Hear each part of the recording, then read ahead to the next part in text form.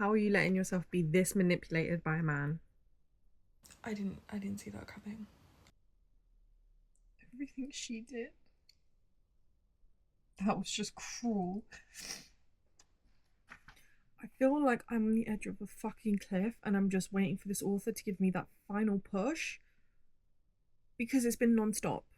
Hello, welcome or welcome back to my channel, and I'm really excited about this because I thought it's been a while since I brought you along to a reading week with me, and I have a really excited thought for this reading vlog and the books I want to read within this week. So this week I am only going to read from indie authors. I recently did quite a big book haul during the Waterstones Double Stumps weekend, buying a lot of indie books. I love indie authors and I love discovering new indie authors. I've discovered so many 5-star reads, god tier reads by reading indie, and because I have all these books from indie authors, I thought there is no better way to read them than to read solely from indie authors for a full week. I will probably have to replenish my stock after finishing these books because I think I'm going to fly through these pretty quickly. Some of these just give me such overwhelming 5-star vibes. So, this is the TBR for this week. Am I going to read all of them? Absolutely not. There is like 5 books. I'm not going to read 5 books in a week because I have a full-time job and an animal and training and all that stuff. But I'm so excited about this. So, I'm going to show you the books I picked. I did kind of cheat. So, the first book at the top here is The Poisoned Daughter by Sheila Masterson. Now, this is technically still an indie author, still technically an indie book. This is the indie edition anyway, but she has been picked up traditionally, but the book hasn't been released yet, and I don't think it's going to be released for another couple months. So it's kind of cheating, but it's also not, because this is still indie.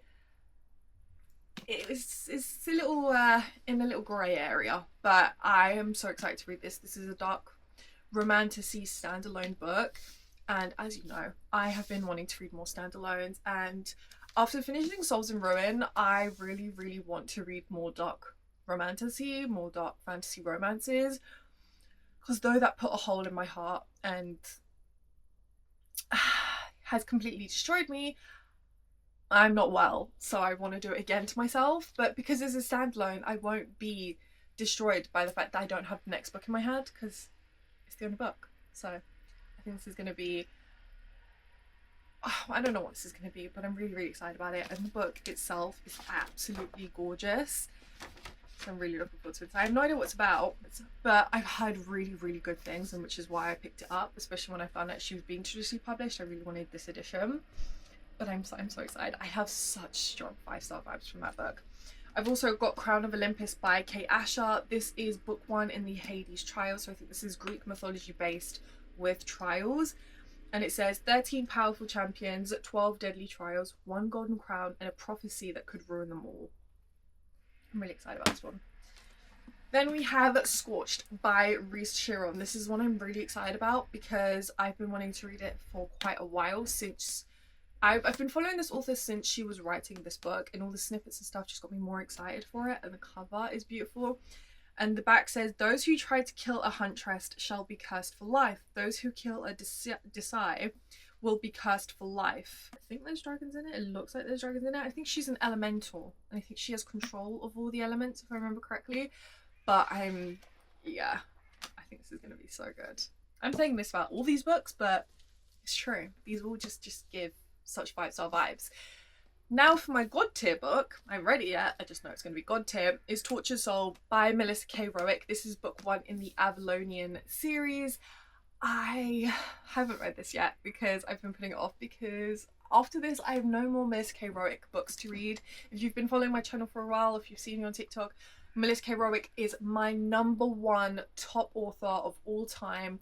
Her series just stick with me. I can reread them forever. If there's one series that I could not live without, it is Lady of Darkness, because the emotions she pulls from me, the attachment I have to those characters and that world, and how excited I am whenever they pop up in other series cannot be described.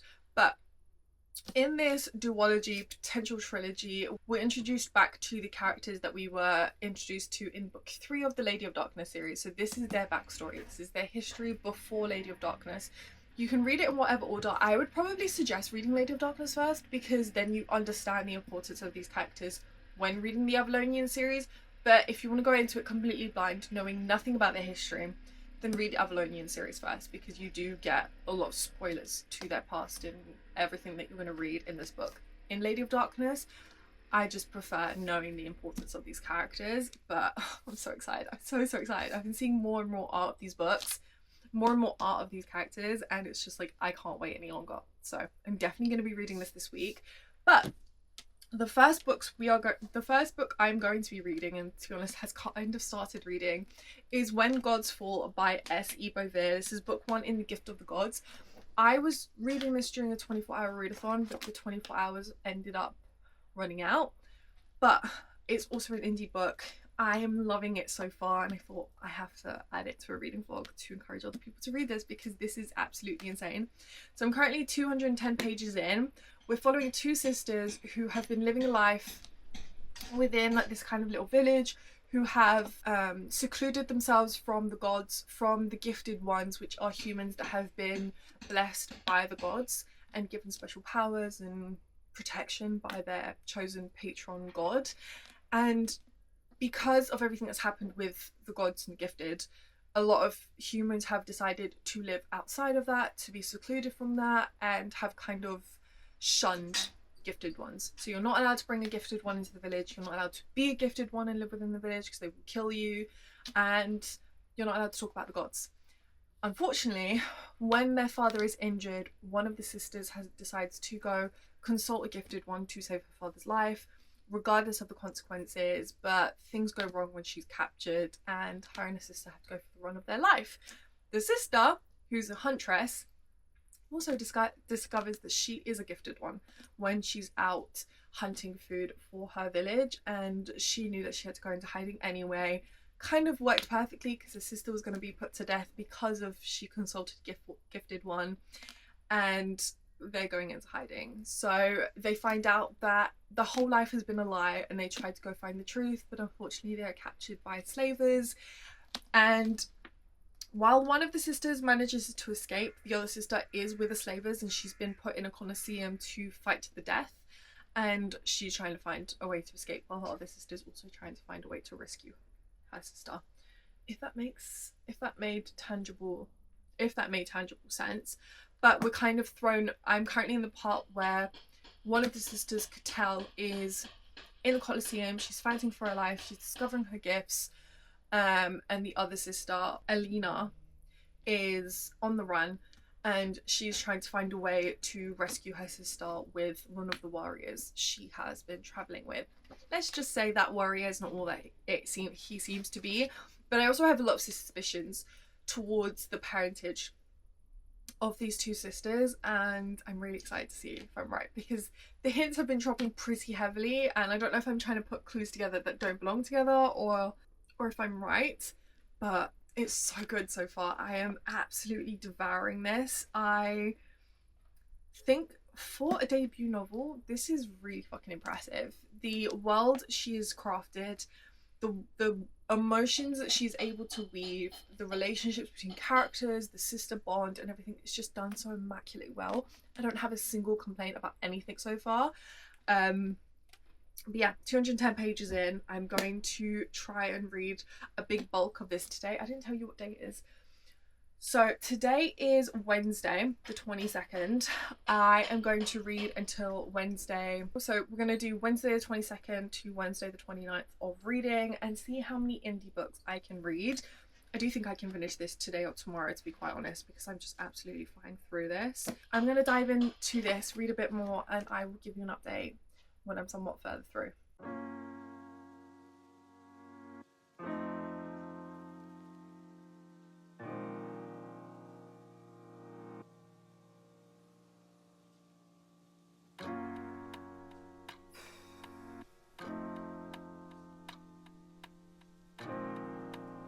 This book is really heartbreaking. it's just like this scene keeps getting worse and worse and worse, and what makes it worse is the fact that things like this actually happened, how the author is able to wield the scene so expertly and packs so much of a punch.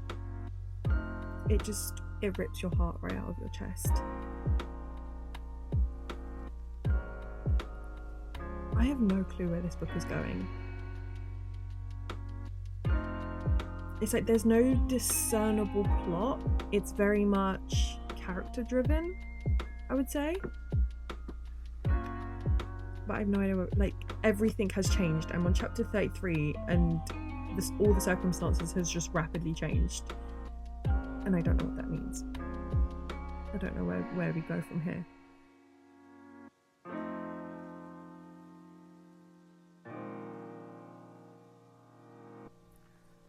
I'm 382 pages in, and I have to say, I'm really disappointed in Cattell, because after everything that's happened, how has she let herself be manipulated this bad? I'm so disappointed in her, because her walls are dropping way too quickly, and I just want to scream at her. I want to dive into this book and I want to go in her face and scream at her for being silly, like she's being stupid. All the red flags are beaming in her face and she's forgetting the history. It's very annoying.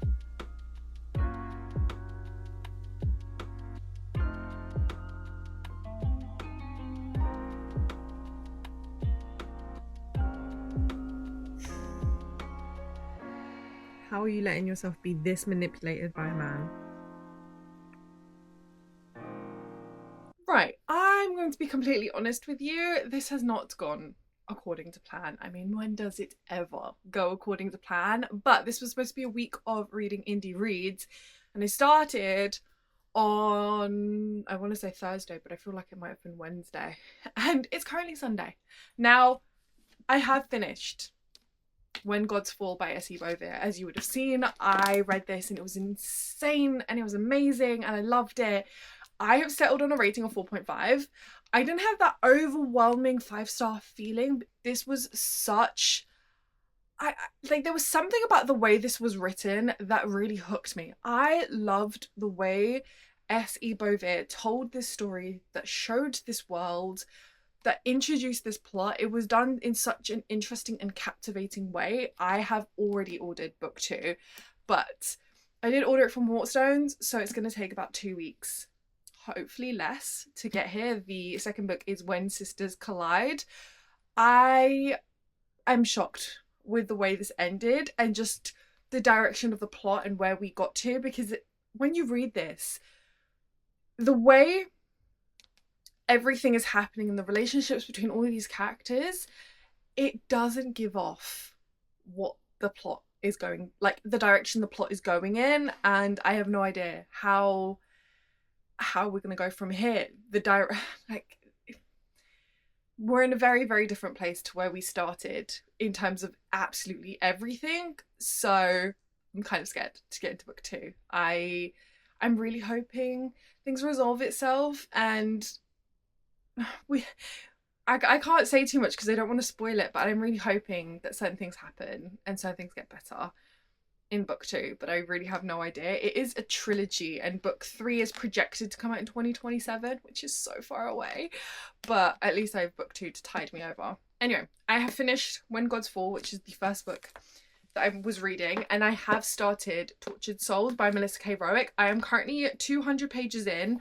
I'm annotating, so it's taking me a lot longer to read, but I can't read a Melissa K. Rowick and not annotate because there's just always so many things that jump out at me and character interactions that I just love, and it makes me laugh, and this is absolutely no different. I am loving the characters in here. I mean, we were already introduced to them in Lady of Darkness, but this sheds a whole new light into the dynamics, how things happened, you know, how they got to where they were in Lady of Darkness and their struggles and stuff, but I'm laughing. Like, these characters are so vastly different to the ones we met in Lady of Darkness. This is the beginning of their story, and Lady of Darkness is when they're more established.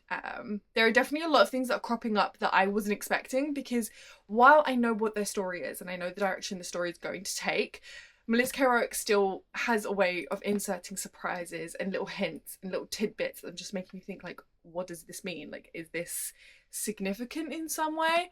And I'm loving that. So I'm so happy that I've decided to pick this up. The fact that we don't have book 2 yet is gonna be a struggle, but it is what it is. So like I said, this was supposed to be a week of reading indie reads, because I did miss 2 days of reading. So I think instead of doing Wednesday to Wednesday, I'm going to do the Wednesday to Friday. So just 2 more days to kind of catch up to the fact that I didn't read for 2 days, and let me get through a couple more indie reads, because I feel like if I did Wednesday to Wednesday, I wouldn't be able to read as many indie reads as I wanted to. And there are just some books that I really, really want to read, and I really want to read them and, you know, read them with you. So I am hoping to read a little bit more of Tortured Souls tonight. I did read 200 pages today, so I'm quite happy with that, but I do need to edit a vlog that is supposed to be going out tonight, but it is a very big vlog and I don't know how that's going to be possible. So I'm going to try and edit as much as possible to be able to read tonight, but if not, I will finish this tomorrow, which is ambitious considering this is a big book and I'm annotating, but we'll make do. So I'm going to continue diving into this, and I will give you an update when I'm somewhat through this.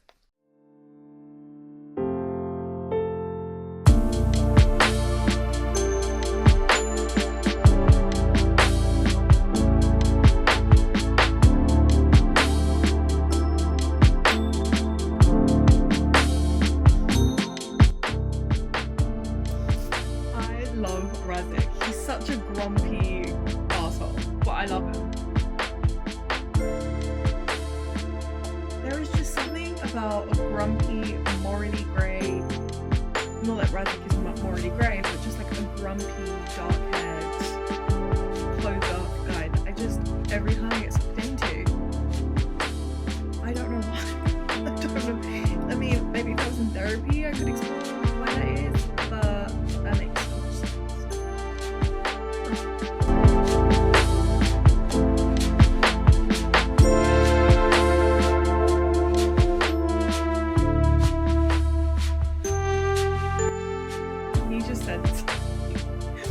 I'm denying the gods with every breath I take. They're not going to give me a twin flame further. Even if they did, I'd still deny it. I don't want any fated bond or twist of destiny. The ones who are supposed to care never do. So interesting you say that, Raja. So interesting indeed.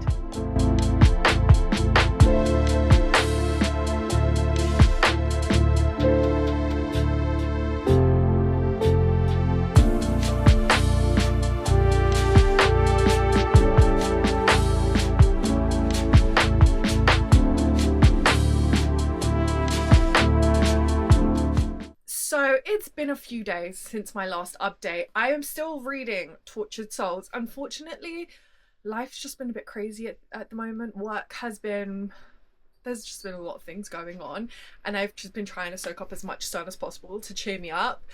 But update, I am 400 pages into Tortured Souls. I am planning on finishing this tonight. It is Tuesday. I want to at least read one more book within this reading vlog, because I feel like 2 is not great. I didn't foresee that this would be my week, but things haven't been going to plan. I have been loving this. I have been so sad every time I have to put this down to do life, and I think that if I had been totally free, not working, I think this is a book I could have consumed within like 2 days. This is another example that Melissa K. Rourke can do it all. Melissa K. Rourke is my god tier #1 author of all time, and that will never change. I can't foresee that ever changing. Her books are captivating, like soul captivating. I always feel like there's just part of me that clicks when I read her books, And just the way she's able to bring these characters to life. It literally feels like I'm best friends with all these characters. And she just brings them to life in a way that's just unlike I think anything I've ever read before. It's heartbreaking and it's real and it's just so incredibly vivid. This is very much different to Lady of Darkness and Legacy series because those two books are very driven by the plot.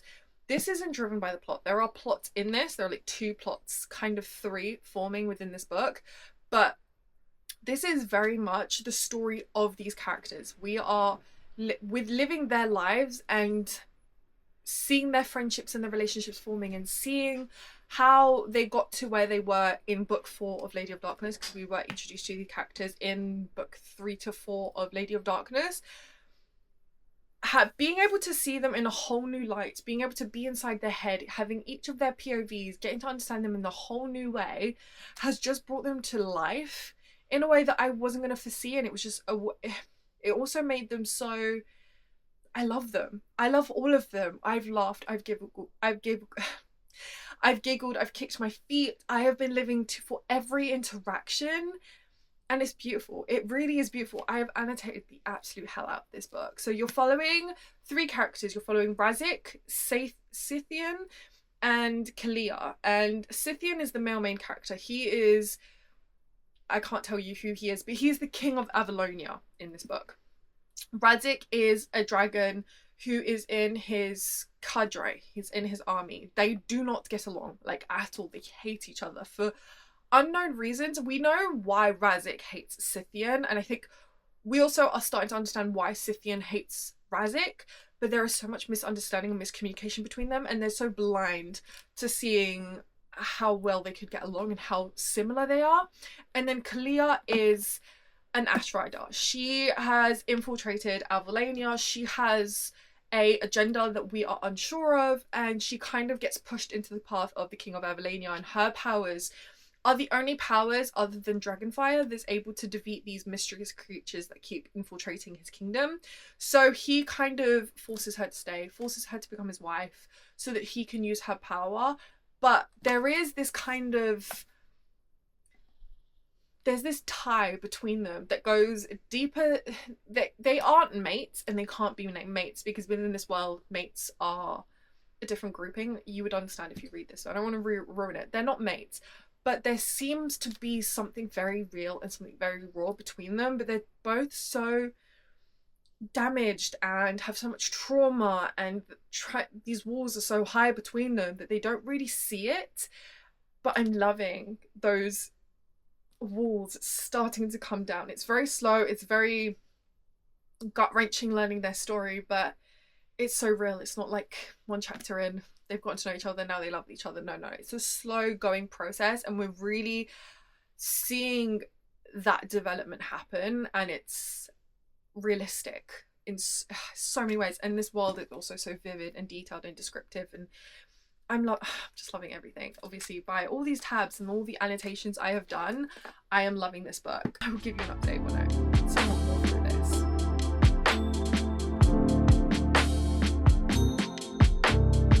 I have a huge theory, and I really think I'm right. Okay, major plot twist, major spoiler. I think this new Lord of Evanfell is partnered with Kalia, colluding with Kalia to take Scythian's throne because he's new to his role.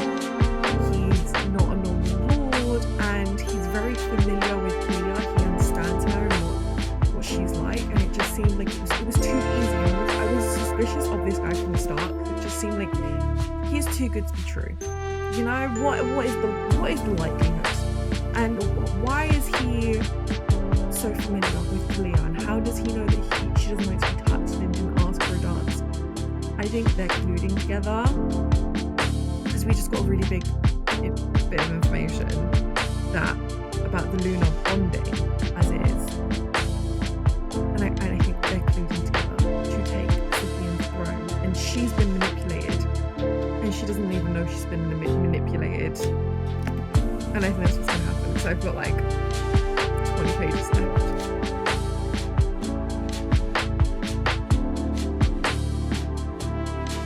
What the fuck? No, you don't get to, I want to cry because you don't get to end like this. You don't get to end it like this. What? I'm pissed. I'm actually fucking fuming because that line, that one singular line, has never made it so painful to wait for book 2 or any book. Oh, I'm fucking pissed. So much just, oh my god, I have to wait for book 2. How am I going to survive that wait? Like, genuinely, how am I going to survive that wait?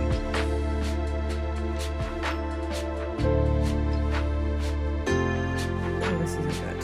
I need... There isn't even a date for book 2. There isn't even a date for book 2. So what the fuck am I meant to do? This is why I don't read new releases. I have finished Tortured Souls, or should I just say it finished me?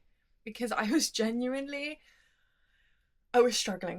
after that ending. The thing is, it wasn't the ending that was shocking, or the end, to be honest, the ending packed one hell of a punch, and it just got me so hyped, because obviously these are characters I've known about, I've read them in Lady of Darkness, and there are lots of characters from Lady of Darkness that comes in, but there's also a lot of unknown parts to this story, because we know them at a very surface level. We didn't have any of their POVs, we weren't really inside their head. With this one, we're really inside their head, and it just brought them to light in a whole new way, and it really brought a level of understanding between us and the events of Lady of Darkness. And that ending, it did indeed pack a punch. I don't know how I'm going to survive the wait for book 2. We don't even have a release date for book 2. I'm not okay. That final line, it just got me really hyped, and it just made me want to read the next book and just see what was going to happen, because it was just so powerful. Overwhelming 5 stars. I mean, who is surprised? Of course I'm going to rate a Melissa K. Rowick 5 stars. This was amazing. This was even better than what I thought it was going to be. I didn't think it was going to be... It was so much better than I thought it was going to be, and I didn't think it could get any better than what I thought it was going to be, but I was surprised. Anyway, I could ramble and rave about this book for a very long time. Look at the annotations.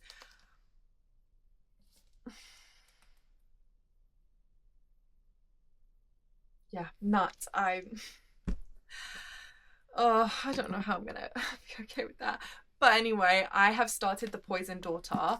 I am 44 pages in. I was reading this while I was in the garden tanning. I genuinely have not moved from the sun all day. I was sucking up as much sun as I possibly could, because you never know. You never know when you're going to get another bit of sun.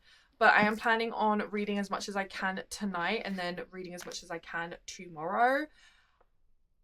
Yeah, today's Thursday. Tomorrow's going to be my last day of reading indie books, so I'm hoping I can finish this. I think I can, to be honest. I think I could read this entire book. I think I could read half tonight and then half tomorrow, but I can already tell you, 44 pages in, feeling 5-star vibes. The way we've just been immediately thrown into this world, and it just feels like we're picking up where these characters' lives have left off, like as if we had read a previous book and we were already familiar with this world, and not in a bad way. Absolutely not in a bad way. Nothing about this is lacking so far. I feel like I know this world. It feels like I know it just feels so comfortable 44 pages in, which is nuts to say that I feel comfortable in this world and I understand this world 44 pages in. But we're thrown into the deep end with this character. We're learning about her family and the world as she's going on with her life. So we're following an FMC. She has poison magic. She can poison people, but her family is like the top of chain in their kingdom, and their kingdom is very secluded. You're not allowed to leave the kingdom walls, because it's all that protects you from the drained. Now I think the drained are like vampires, but they're not good, and they seem to be very mindless, and they just drink anything they see in sight. So any human that they come across is killed automatically. So the kingdom has these big walls that keep the drained out, and you're not allowed to leave unless you want to die. So in this kingdom, her family line basically rules, and has basically founded this kingdom, and they're the most powerful in this kingdom. They have a lot of magic. But the thing about this family is they are very secretive, because they are constantly assassinated or having assassination attempts. So their family is like, don't use your magic in front of anyone. We don't want them to know who has what magic. So when we're all together, we cannot use our magic, so that they don't know who it's actually coming from, and they can't see who's the weakest link within us.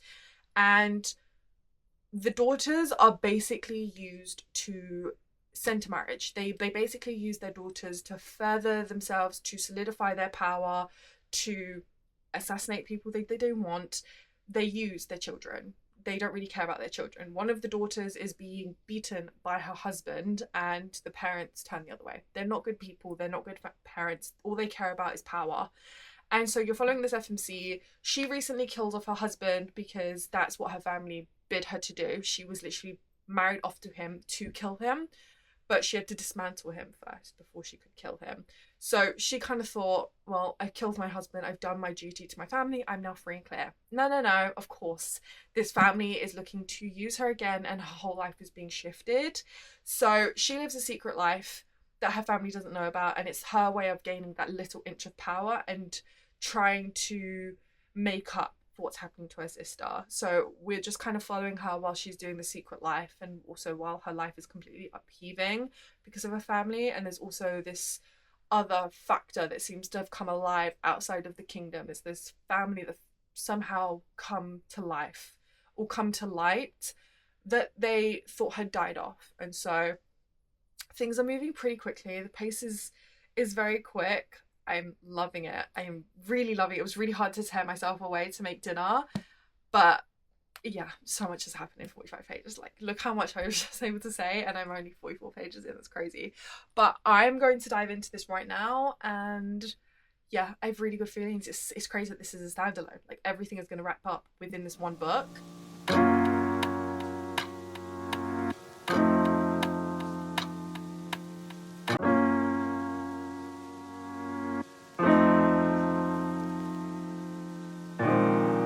Coming from a bit of a new location, but I really wanted to give an update because I have been reading all day in the sun, and I am so addicted to this book. I am so addicted. I'm 395 pages in.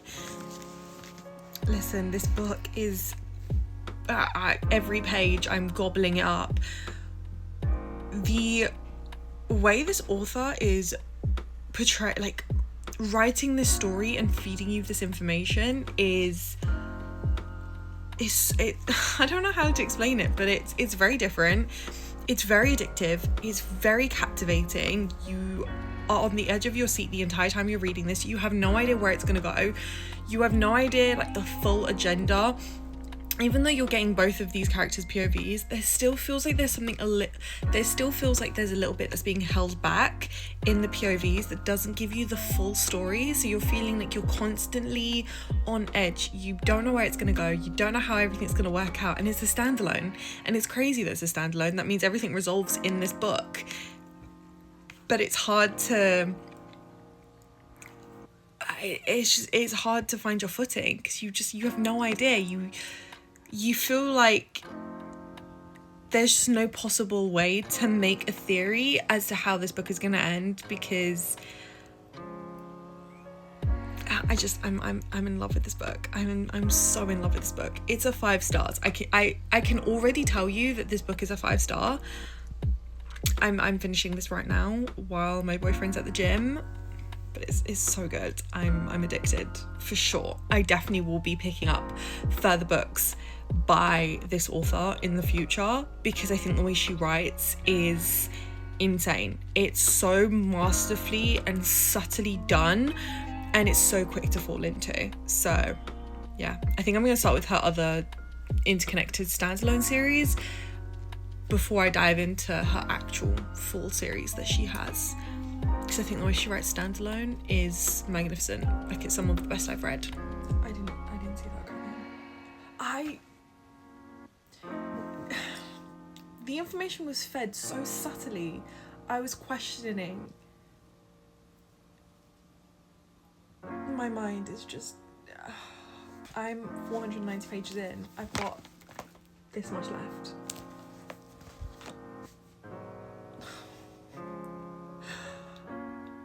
Oh, this makes so much sense. It makes so much sense. It adds up. And yet I'm mad at myself that I didn't see it. How did I not see this coming?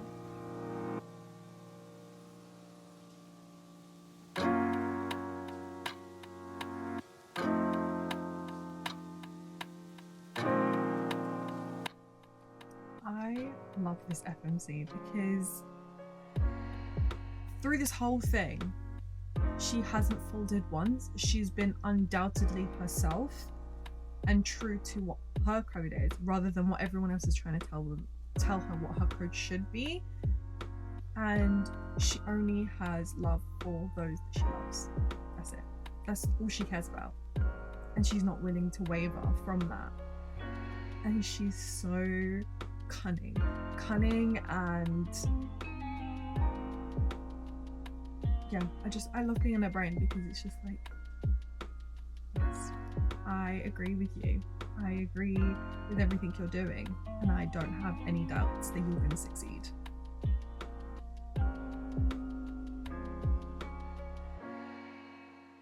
I've become the monster because it's not an appeal to their empathy that will make men fall in line. It's the fear that they aren't the most dangerous thing walking these streets.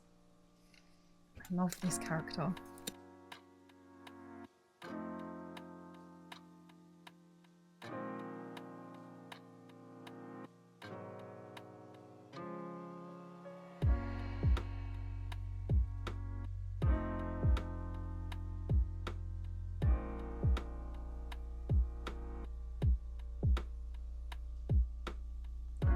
She did. That was just cruel. And her parents.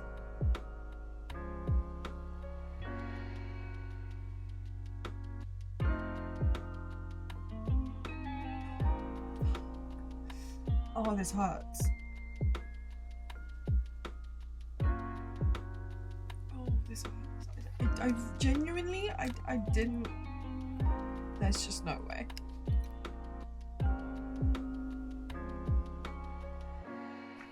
I feel like I'm on the edge of a fucking cliff and I'm just waiting for this author to give me that final push, because it's been non-stop.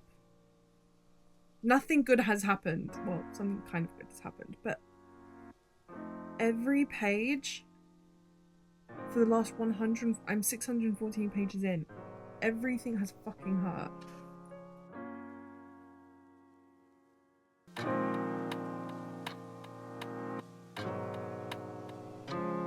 Oh, fuck.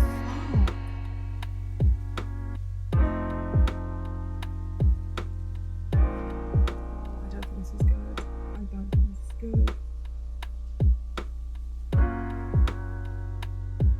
I just finished The Lost Daughter, and all I have to say before I knock out for the night is resounding 5 stars, if not 6 stars.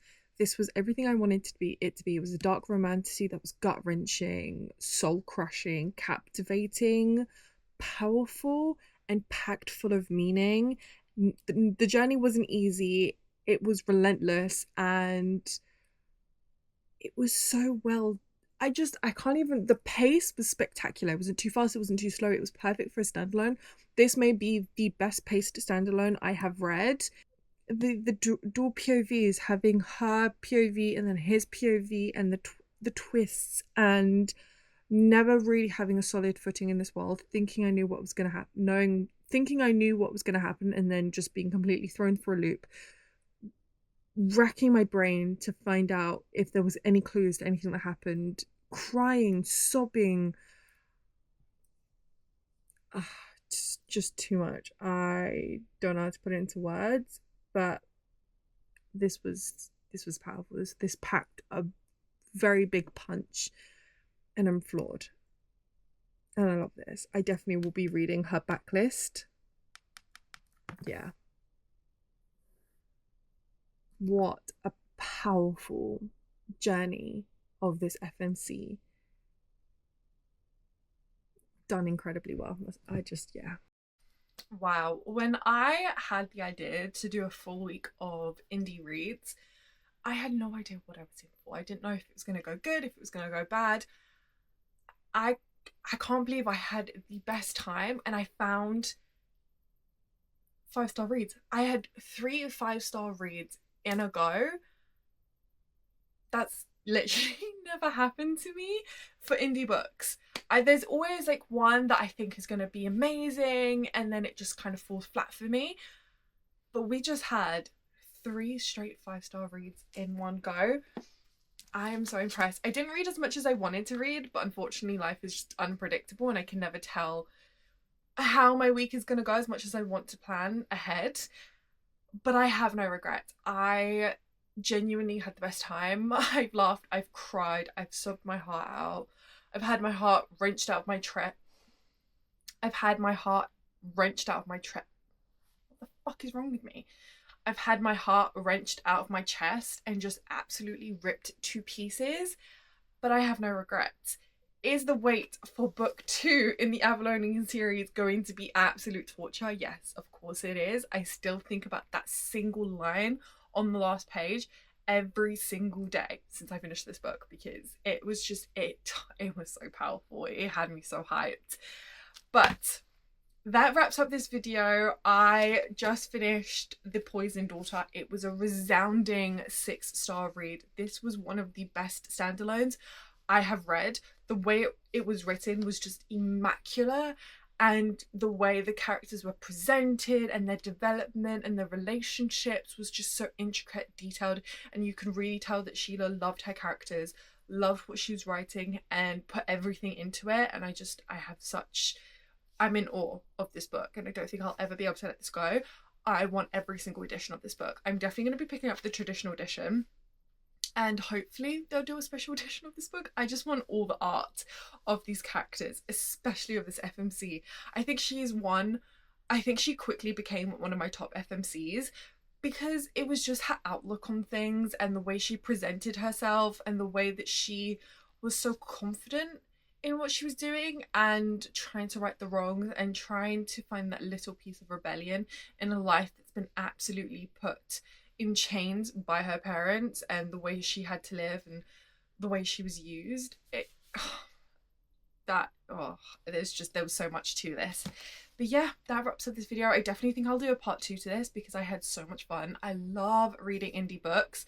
I am about to begin my journey into Zodiac Academy, so I will have a reading vlog that I will probably split into pieces because it's 15 books. It's 15 books that I need to read because I'm going to read Zodiac Academy and Dark Fae. Now, this is if I actually like the first book. I have the first book just arrived of the Zodiac Academy, The Awakening. So hopefully I like it. I love Sins of the Zodiac. I love the way it's written. So we'll see. And we'll see how it goes. But 15 books that I'm signing myself up to is insane. But, you know, that will be coming fairly soon. I don't know how long it's going to take me to read, but I'll split it into pieces. Anyway, I really hope you enjoyed this video. Please let me know if you would like to see more videos like this. Please let me know if there's any of these books that I have convinced you to read, or if there's any I should read. I hope you like, comment and subscribe. You can find me on all socials as Lauriereadz with a Z. I'm especially active on TikTok. I love you all, and I will see you in the next one. Bye.